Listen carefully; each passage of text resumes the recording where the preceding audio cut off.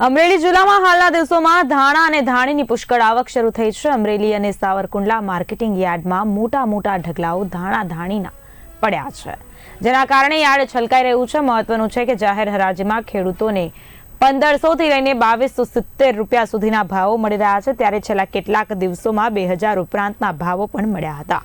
हाल 1800 થી 1950 જેવા ભાવો મળી રહ્યા છે। સાથે જ ખેડૂતોનું કહેવું છે કે આ ભાવો જળવાઈ રહે તો ખાતર બિયારણ સહિતના ખર્ચાઓ બાદ તેમને સારું નફો મળશે। ખેડૂતોને પોષણક્ષમ ભાવો મળતા તેઓ ખુશી વ્યક્ત કરી રહ્યા છે। યાર્ડમાં જાહેર હરાજીમાં ખેડૂતોના ખેત જન્સના ભાવો પૂરતા મળતા હોવાના કારણે ખેડૂતોમાં સંતોષ જોવા મળી રહ્યો છે। અમરેલી જિલ્લામાં આ વખતે જે વરસાદ અને સારો થયો હોવાથી પાણીની પણ આવક સારી છે। પાણીમાં એના હિસાબે ધાણાની વાવેતર પણ ઘણું જ સારું છે અને આવકમાં પણ દિવસે દિવસે વધારો થતો જાય છે। આજ રોજ ધાણામાં 1300 થી 2051 સુધીના ભાવ રહ્યા છે। 1800 થી 2000 મણ ધાણાની આવક થઈ છે।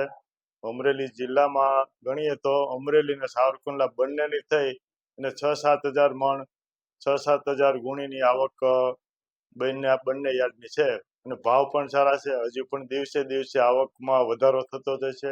ધાણીનું વાવેતર પણ ખૂબ જ મોટા પ્રમાણમાં થયેલ છે અને ખેડૂતોને ભાવો પણ ગયા વર્ષ કરતા આ વર્ષે ખૂબ ધાણાનું વાવેતર તો કર્યું છે 14 વીઘાનું, પણ ધાણાના ભાવ તો 1800 રૂપિયા મળે છે। આની પહેલાં 2 દિવસ પહેલાં વેચી ગયો તો 2000 રૂપિયા આવ્યા હતા અને 200 રૂપિયા ઓછા આવ્યા, પણ આથી બજાર નીચી જાય તો ખેડૂતને નુકસાન જાય।